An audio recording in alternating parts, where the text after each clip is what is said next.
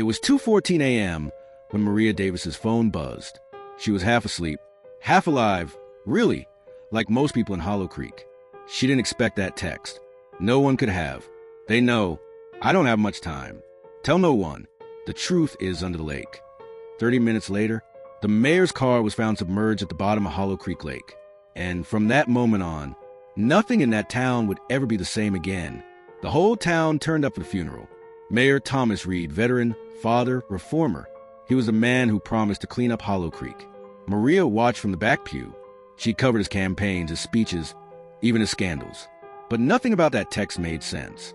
At the cemetery, the mayor's widow, Eleanor Reed, stood silent, clutching her husband's folded flag.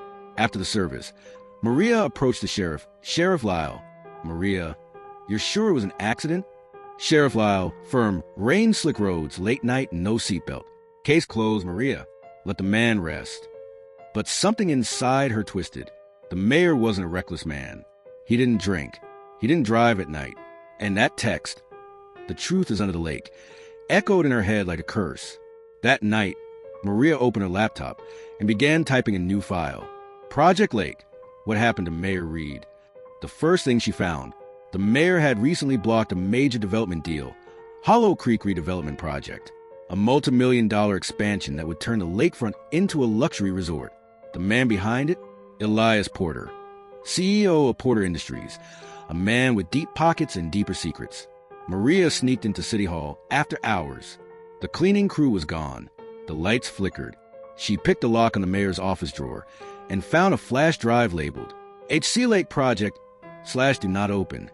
Inside were geological surveys marked classified, a restricted map of Hollow Creek Lake, and a single folder titled Operation Glasswater. Before she could open it, footsteps. She hid behind the file cabinet as David Klein, the mayor's assistant, entered. He made a call. David, hushed. Yeah, the mayor's files are gone. No, she doesn't know yet. Maria's pulse quickened. She knew right then. Someone was already covering it up. A name on the documents led Maria to an old cabin by the lake, registered to Arthur Hill, a retired engineer. She found him sitting in the dark, shotgun on his lap. Maria, I'm not here to hurt you. I'm here about Operation Glasswater. Arthur, shaking, you shouldn't have said that name. He told her he worked for the town's water department years ago. That Glasswater wasn't a clean water initiative at all. It was a cover-up, a project to dispose of industrial waste beneath the lake, funded by Porter Industries and signed off by corrupt officials. When the mayor found out, he planned to expose it. Arthur handed her a sealed envelope. Arthur, he told me, if anything happened to him, to give you this. Before she could open it, headlights, then a gunshot. Arthur fell. Maria ran into the woods, clutching the envelope as the cabin burned behind her. Back at her apartment, Maria ripped open the envelope. Inside, a letter in the mayor's handwriting. Maria, if you're reading this, it means I failed. The lake isn't just polluted, it's a grave. Look beneath the east pier. You'll find what they buried. Don't trust anyone in uniform. Finish what I couldn't. TR, she searched the archives for missing persons. 7 names, all workers from the original lake redevelopment project. All gone without a trace. Her computer suddenly flickered. Files began vanishing, one by one. The flash drive melted inside her laptop, as if it was built to self-destruct. Moments later, her phone buzzed again. Unknown number. Stop digging, Maria, or you'll end up like him. Maria borrowed diving gear from a local fisherman. At midnight, she descended into Hollow Creek Lake. Her flashlight cut through the murky water. And then she saw it. Metal drums.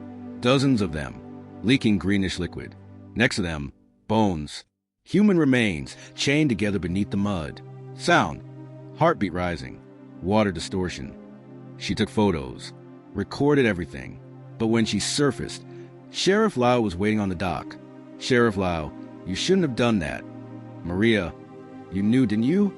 Sheriff Lyle, it was an accident at first, but once the company got involved, there was no way out. He raised his gun. Headlights flashed behind him. Eleanor Reed's car. Eleanor, put it down, Lyle. It's over. A struggle. Gunshot. Silence. Eleanor pulled Maria to her feet. Eleanor, my husband told me about you. Said if anything happened, you'd be the only one who'd keep digging. They drove off into the night, chased by Porter's men.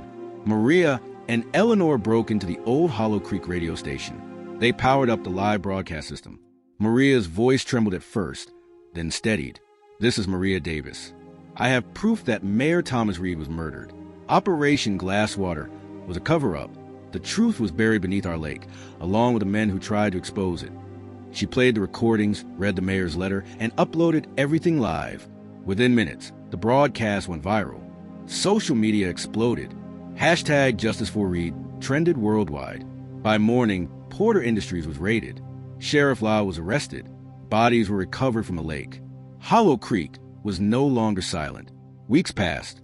The lake was drained, cleaned, and renamed. Maria's story became national news. The last text from the mayor, the truth beneath Hollow Creek. But some nights, she'd sit by the water, still haunted by the ripples. Her phone buzzed again. Unknown number. "You think it's over?" She froze. The message flickered, then changed. Glasswater wasn't the only one. She looked up.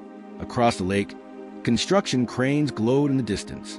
A new company, a new logo, and then the water rippled again, as if something beneath was still alive. Sometimes the dead don't stay buried. Sometimes neither does the truth. Truth doesn't drown. It waits. Subscribe so you don't miss what surfaces next.